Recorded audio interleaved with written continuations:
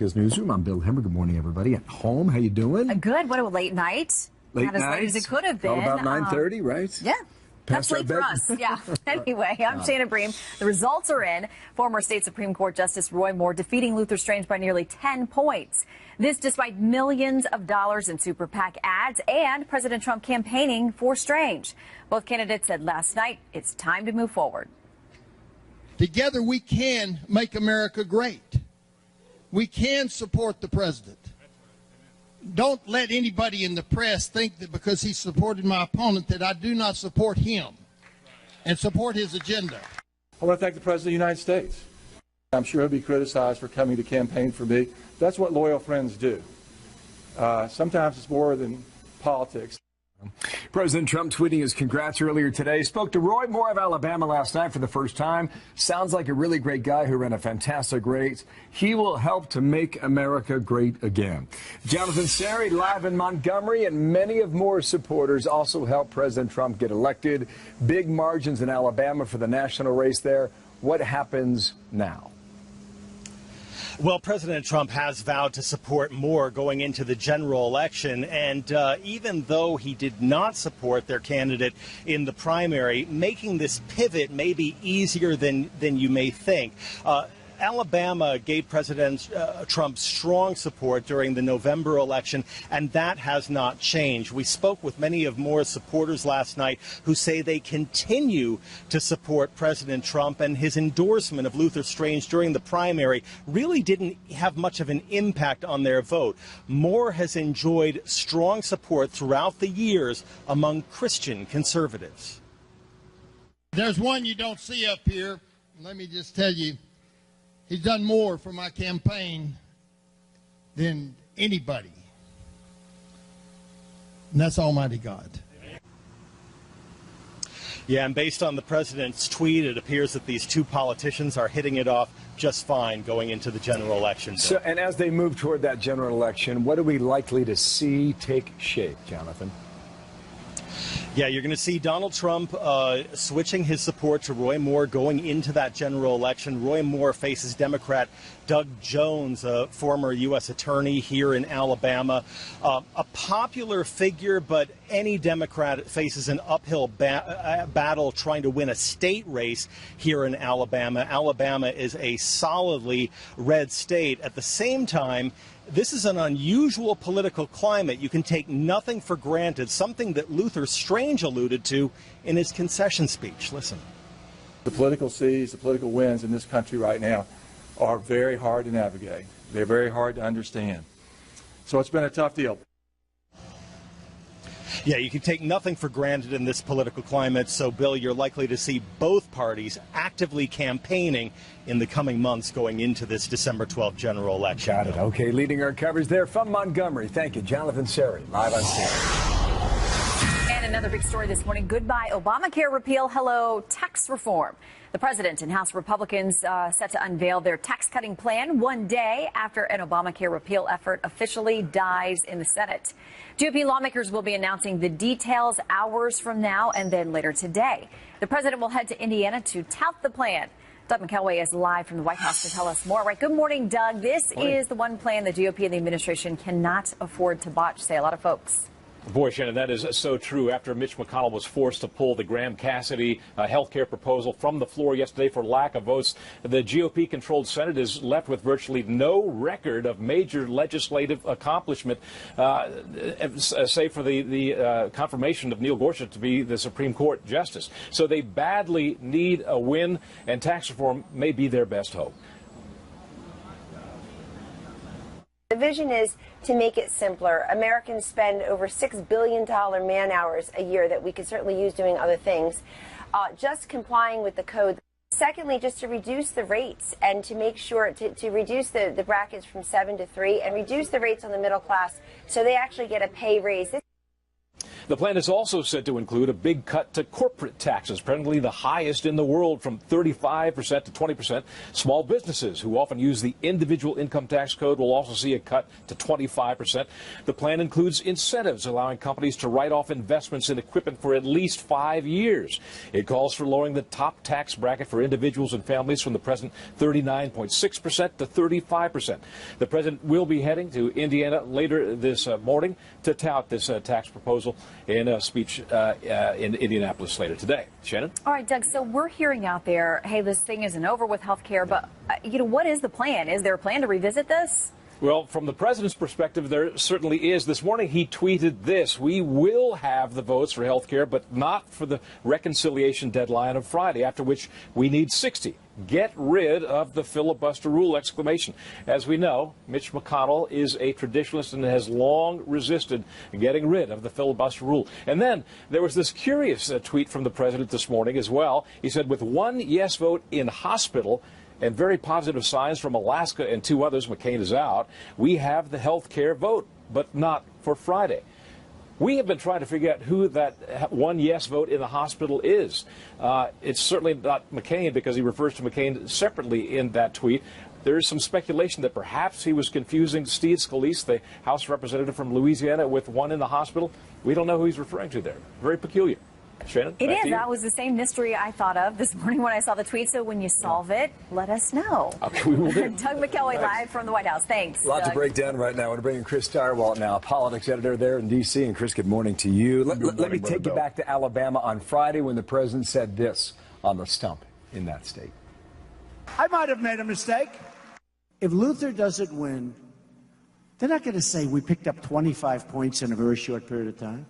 They're going to say Donald Trump, the President of the United States, was unable to pull his candidate across the line. So, some people may be saying that. They're also writing stories that this was a vote against the establishment in Washington. I don't know what the truth is, or whether or not this was just a one-off vote. Roy Moore was a known quantity in the state of Alabama. What is your view of it? Well, yes, Roy Moore is definitely a known quantity in Alabama and a favorite of the firebrand cultural conservative nationalist right in Alabama. Bigly. The other thing that, of course, on a local level that affects the race is that Luther Strange served as the state's attorney general prior to getting appointed to the Senate and was seen as being tarnished to a certain degree by the former governor Robert Bentley's bizarro world sex scandal. And it was stranger than even West Virginia politics stands Alabama politics. So there were local factors at play here. But there will be national consequences, and the national consequences will be that the president laid down a marker, he couldn't deliver, and as a consequence, Republicans will be less fearful of him and less eager to have him as an ally. That's interesting. He also said in that rally, I have to say this, if his opponent wins, I'm going to be here campaigning like hell for him. So you have both sides there. This tweet also now from a bit earlier today. We will have the votes for health care, but not for reconciliation deadline of Friday, after which we need 60, get rid of filibuster rule. That was from earlier today. Now, taxes will be a big deal in 2 hours, Chris. Oh, yeah. You can already see the stories being written about Mitch McConnell unable to deliver on health care. So what are the prospects they get this done? Well, on the question of the president's demand that the Senate get rid of the 60-vote threshold to pass legislation, if they can't get 51 votes to pass health insurance changes that are widely popular among Republicans, do you really think that they can get 51 votes to eliminate the filibuster? I don't. I think that is more than far-fetched that there wouldn't be at least 3 Republicans who said, no, Mr. President, we're not going to change the rules in the Senate. So this is a quixotic battle for the president that he's going against this, as opposed to what they have to do now, what they absolutely have to do, or this term of Congress and in a large part this presidency will be so far on the rocks that there'll be no way to float it again, is they've got to find a way to get a tax cut through. Now, whether or not they're going to have to do this with reconciliation again and do it on Republican votes and basically jam a simple tax cut through, or it looks like they're going to try the more ambitious version of 60 votes and Democrats and do the whole thing. This is going to be a tough pull, no matter who the majority leader is or what the rules of the Senate are. Yeah, right on. Thank you, Chris. Nice to see you. Chris Tyrell in Washington, D.C. On that last point, just yesterday, the president was talking about pulling in Democrats on this process, too. So watch that going back and forth. 10 minutes now past the hour. All right. Well, coming up, President Trump warning North Korean dictator Kim Jong-un to choose his words and actions carefully. If we take that option, it will be devastating. He's acting very badly. He's saying things that should never, ever be said. And we're replying to those things. This comes as the White House is preparing for President Trump's upcoming visit to China. Former UN Ambassador John Bolton joins us live to break it all down next. Plus, breaking news overseas in Afghanistan, the Taliban launching grenades and rockets at a Kabul airport only hours after Defense Secretary James Mattis touches down. How did they know about that visit, and was he the target of that attack? We'll tell you that in the live report coming up shortly. Plus, coming to the aid of Puerto Rico, the U.S. Navy sending more ships packed with doctors and supplies as the president gets ready to visit the U.S. territory himself. We've gotten A-pluses on Texas and on Florida, and we will also on Puerto Rico. But the difference is this is an island sitting in the middle of an ocean, and it's a big ocean. It's a very big ocean. And we're doing a really good job.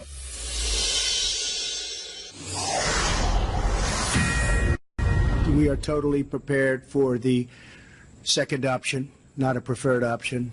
But if we take that option, it will be devastating. I can tell you that. Devastating for North Korea. That's called the military option. If we have to take it, we will. That from yesterday, President Trump asked about it, once again warning North Korea to back off during that news conference with Spain's prime minister. Meanwhile, Rex Tillerson arriving in China this week to talk about rising tension with the rogue nation of North Korea. John Bolton, former U.S. ambassador to the UN, Field American Enterprise Institute, Fox News contributor with me in New York, and good morning to you. Good morning. I think from the viewer's standpoint, the rhetoric goes back and forth every day like a ping pong. Where does this rhetoric take us?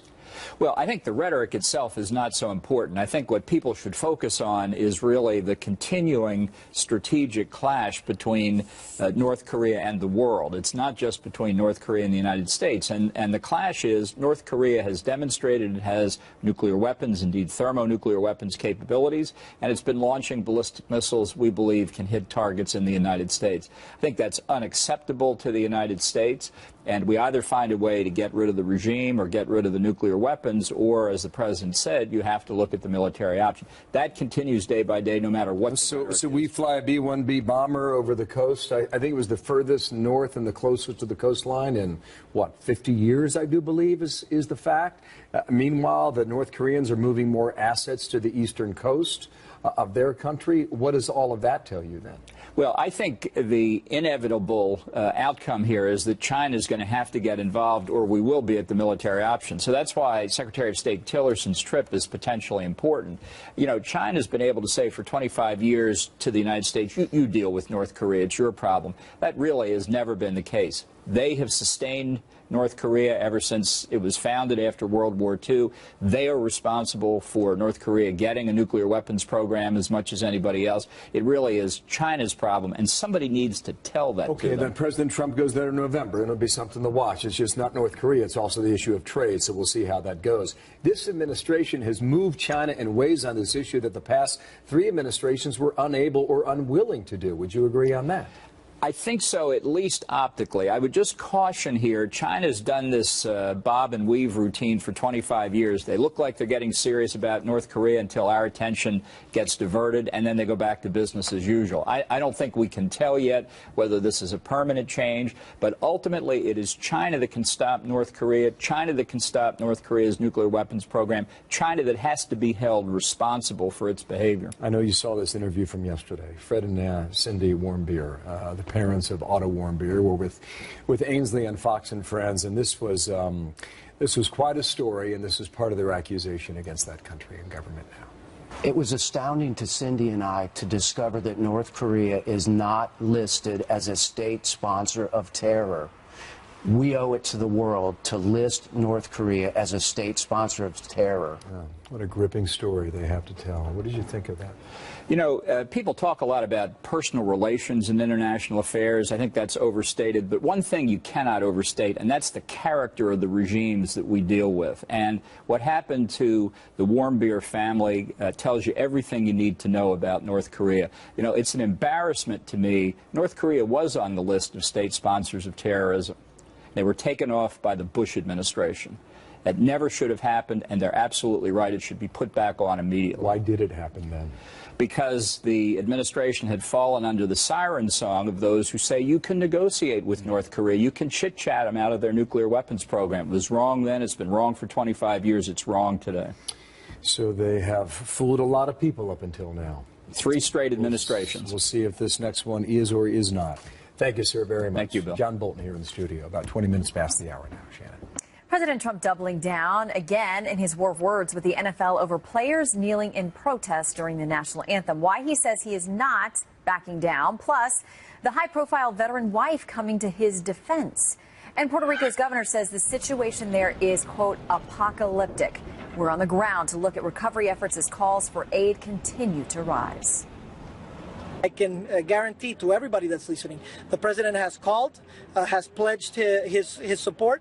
The president is very much aware. We are confident that we will get the resources.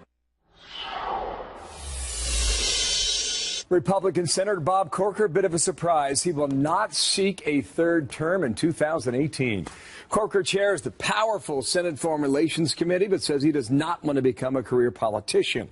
He had faced increased criticism from the far right, including Steve Bannon, who threatened to mount a primary challenge against him. Senator Corker is our guest next hour. We'll talk to him about all matters in D.C. facing Republicans and also clearly this decision from yesterday. So stay tuned.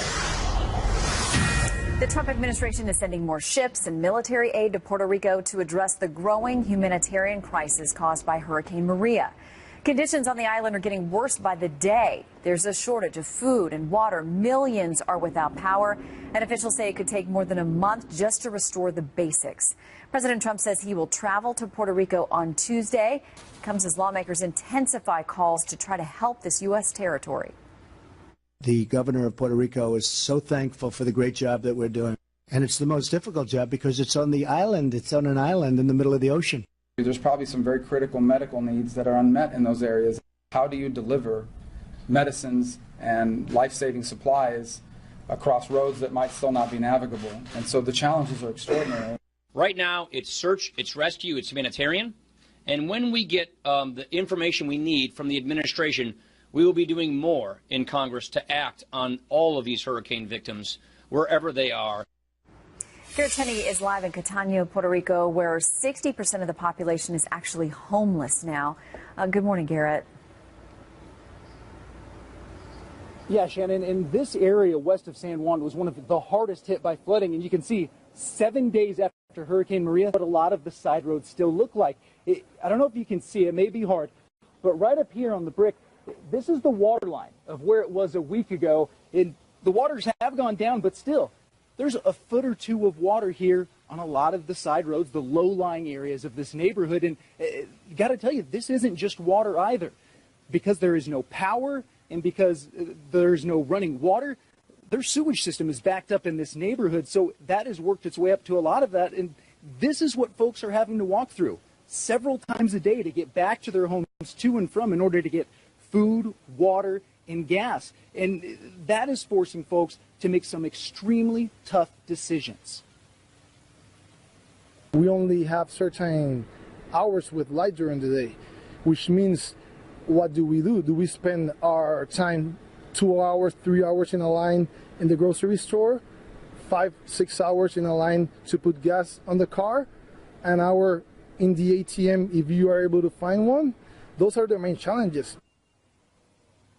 You can see a lot of the homes in this area had their roofs completely ripped off by Maria. So while they're trying to survive, they're also trying to rebuild. And several folks we've spoken to this morning have said that yesterday, for the first time, they saw folks from FEMA and the Red Cross coming through this area, but the actual help, the supplies like food and water, is still yet to be seen, and they say it is something they desperately need. Shannon? Yeah, just hearing him describe the very basic things that take hours and hours to get, if you can even find them. A good reminder about what they're facing there. Garrett, thank you very much. Some airports damaged, seaports damaged too, make it very difficult to access and get personnel to Puerto Rico. Next hour, we'll hear from Brock Long. He runs FEMA. We'll talk to him about how the U.S. government's acting now. So help is on the way, but it cannot come too quickly. Yeah, and he was just there on Monday and has since briefed the president. So it'll be interesting to see what he saw there on the ground, what they're recommending to the president as Congress says they now wait to hear from him. Yeah, an island nation, and makes it that much more difficult, but they need it. So we'll check out that. Meanwhile, enough debris to fill 125 football stadiums. That's how much damage is left behind by Harvey in Texas. You've got giant piles lining the streets of Houston, so how they're handling cleanup efforts there in a moment. We'll take you there live. Plus, next up, tax reform after the Senate strikes out again on any kind of Obamacare repeal. GOP lawmakers likely to get an earful from their constituents. Arizona Senator Jeff Flake is up for re-election in 2018. He joins us next. As Republicans vow, they're not giving up just yet. This is the most important thing I can ever do for the country, working with my colleagues, is not to just repeal Obamacare, but to replace it with a system closer to where you live, controlled by people you can vote for. And we're going to get there.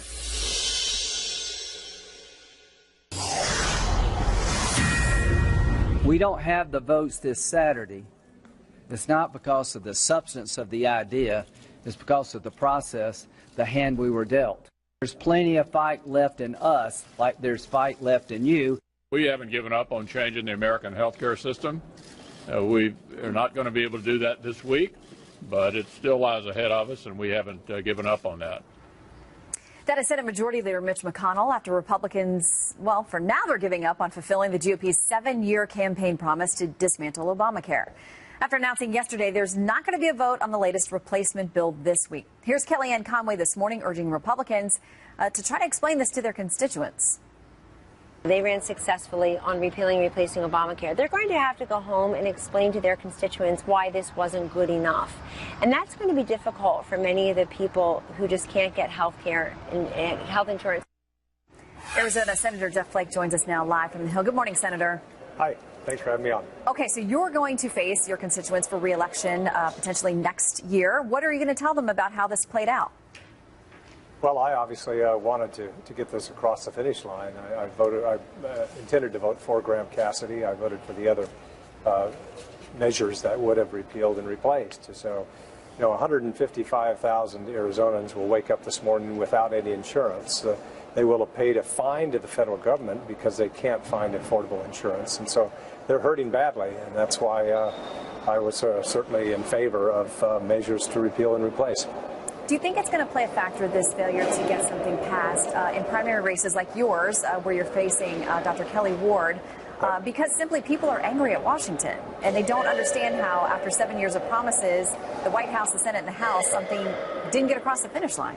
Well, I certainly think if I had voted against or stood against this proposal, it would negatively affect my reelection, certainly. But I've been in favor. I think I've voted 30-some times to repeal and replace, and would do the same now. So I think for those who were voting against it, yeah, they'd have a bit of problem explaining that. What do you make of the president, again, tweeting today about getting rid of the filibuster in the Senate, dropping that 60-vote threshold for moving things forward? I mean, there's been bipartisan opposition to that idea. He's not giving up on pushing it, though. Well, there is bipartisan opposition to it. I should mention that we've had trouble getting the 52 votes or the 50 votes plus the vice president needed. So that wouldn't have come to play here. I think that we ought to change behavior here in the Senate, not the rules. The filibuster rule has certainly been effective and has helped those of us who believe in limited government. Were it not for the filibuster rule, we'd have probably right-to-work laws gone across the country. A lot of other more liberal policies would have been enacted had we not had the filibuster. So I'm certainly not in favor of changing the rules. Are you feeling optimistic about tax reform? There's a lot of pressure. I am. I do think that this is an area that fits well under reconciliation or under the 51 votes that we need. I think that we'll get several Democrats to support this. We desperately need it in terms of a jolt to the economy. We have a corporate tax rate that's the highest in the world, so we've got to deal with it. Okay, there's been a lot of talk about Democrats working together with you on this, but I want to touch on health care because you have Republican leaders, Senate Majority Leader Mitch McConnell, talking about moving forward. That opportunity to get this done with 51 votes expires on Saturday, essentially, unless something unforeseen happens. Do you think any Democrats come together on the issue of health care? I mean, they've said, listen, as long as any talk of repeal is on the table, that's the end of it. No discussion with Republicans at all. So with Republicans saying we're still moving forward on health care, what path do you see? Well, there are ways we can approach it next year. We can also do it under reconciliation if we write the budget that way next year. But you're right. As for now, we're unable to. Democrats coming forward, working with us, I just don't see it on this issue right now. That's why I think it was important to pass something and then draw Democrats to the table. Believe me, this would have been just the start. There are many parts of this health care system that we would have had to fix with a bipartisan majority and a bipartisan vote. But it's a shame that we couldn't get started at least. All right, so I want to ask you about one of my favorite topics, the Supreme Court. You're getting involved, urging the court, trying to take up a case based on a ruling out of the Ninth Circuit. Essentially, they said they don't think that it's okay for there to be a blanket policy that criminal defendants come into court in shackles. They say they don't like the appearance of it. People are innocent until proven guilty in this country, that they should be able to shackle, face a judge, face a jury, and make their case without this presumption that looks like they're already guilty. But I know you have grave concerns about what it means to court personnel every time people are unshackled when they come in court. You don't know exactly who they are, what they're accused of, and what they may be capable of. So how will you try to urge the court to overturn the Ninth Circuit? Well, just a little background here. The Supreme Court has always ruled, and there's precedent, that if you're to appear before a jury, then you can't be restrained in a way that makes you look guilty. And I think that that's necessary and proper. What the Ninth Circuit has done is, contrary to what other circuits have done, has said if you're to appear before a judge, that there can be no presumption there and you can't be restrained in a way that might make you look guilty. What that does in Arizona, for example, where the U.S. Marshals alone in federal courts had 84,000 prisoner presentations, or times when they brought prisoners before a judge for a plea or for an arraignment, that the judge would have to make an individual determination as to whether or not they could be restrained. And that puts so many demands on the marshals and also sheriffs and local law enforcement, where they can't even put restraints on if they're appearing before a judge. And so along with the Sheriff's Association in Arizona, the National Sheriff's Association, the Western State Sheriff's Association, we've actually asked the Supreme Court to grant cert. We're agreeing with the Department of Justice to take up this Ninth Circuit ruling because it simply isn't workable in Arizona or the Ninth Circuit, California, and other jurisdictions. Yeah, well, they're taking up a number of cases this term dealing with criminal procedure and our courtrooms and how this works. So we'll watch to see if this one also makes the cut on appeal. Senator Flake, thank you so much for your time. Thank you. Bill. Shannon, thanks. There is a new push after a divisive vote held by Iraq's Kurdish region in the north. Baghdad ordering them to hand over control of the airports in 3 days after the Kurds declared victory in an independence referendum. The claim angering the central government out of Baghdad, tweeting this: "We will not compromise on Iraq's unity or sovereignty. Iraq is strong. Some wanted to weaken it. They have miscalculated." End tweet. Benjamin Hall back live in Erbil, Iraq, for more on all this. Benjamin. Yeah, hi, Bill. And that was a resounding yes vote over here. 93% of people voting to leave Iraq. And now we're seeing that backlash. Neighboring countries threatening both economic and military responses. And so the next couple of days will be very tense indeed here. As expected, Iraq and Turkey have been the most vocal opponents, holding a joint military drill along the Kurdish border. And Iraq has threatened to send in troops to disputed areas if there's any unrest in them. One such area is Kirkuk, where the Kurds have been engaged in that long fight against ISIS. These positions were built in 2015 to defend against ISIS, and in fact the terror group is still just 2 miles away. But since the referendum, this has also become the possible Kurdish state. And these soldiers also believe it could become a front line with Baghdad, not just with ISIS. And they say they're ready to die defending it, meaning 2 US allies could soon be facing off. The foreign minister of Kurdistan told Fox News that Baghdad needed to now accept the vote. We need Baghdad to be realistic and also to accept this new reality. Today, we enter into a different era with Baghdad. It's over. People in Kurdistan are still celebrating, though, and they say that there is no turning back. They say they have earned the right to self-determination after a century of abuse. People here, though, also saying they wish there was more support from President Trump, who, as candidate Trump, had spoken out in favor of the Kurds often, has not been so vocal. And many people here say that's because he may now be adopting the US One Iraq policy, hoping to keep this country together. But the next couple of days certainly are going to be tense to see which country acts first or how this can be resolved. Certainly will. Thank you, Ben Hall. Good to have you there again. Erbil, Iraq. Shannon. President Trump doubling down against the NFL and defending the criticism of the league over players kneeling during the national anthem. This comes as the widow of American sniper Chris Kyle breaks her silence in an open letter to the NFL. Our panel takes that on next. Here's another issue for debate. Is free speech under assault on our nation's college campuses? The AG, Jeff Sessions, with a strong message saying he's prepared to fight in order to protect it. The American University was once the center of academic freedom, a place of robust debate, a forum for the competition of ideas. But it is transforming into an echo chamber of political correctness and homogeneous thought. For the first time ever, Saudi Arabia will allow women to drive starting next summer. The White House issuing the statement about the decision. This is a positive step toward promoting the rights and opportunities of women, and Saudi Arabia continue to support Saudi Arabia in its efforts to strengthen Saudi society and the economy through reforms like this and the implementation of Saudi Vision 2030.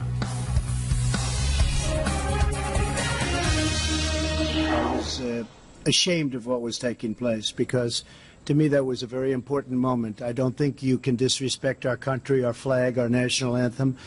To me, the NFL situation is a very important situation. It was the first question in the Rose Garden yesterday, and the president defending that criticism. Let's debate it now. Brad Blakeman, former deputy assistant to President George W. Bush, Richard Fowler, radio talk show host and Fox News contributor. And gentlemen, good day to both of you, and thanks for being back with us here. I think this thing has been talked to death over the past 4 or 5 days. I don't know what more we can add, but I think the essential question now is this. How does the league find its way out of this, Brad? Certainly it does not want this to linger for the rest of the year, and possibly not even this weekend. What's your thing?